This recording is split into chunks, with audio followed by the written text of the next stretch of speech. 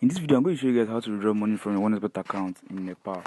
Before you proceed, don't forget to use the promo code Chelsea TV when you register into your OneXBet account. And to do that, you click on the big green register button above.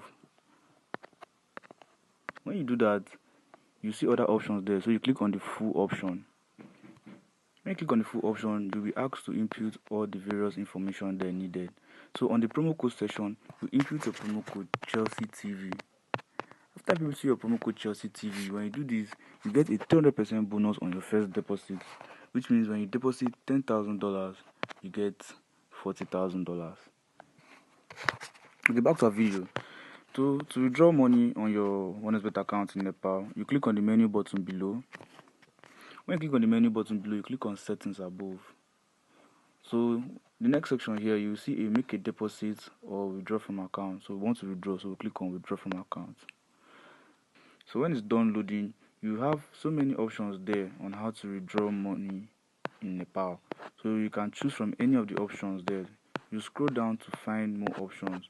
So in this video, I'm going to choose, for example, Binance Pay.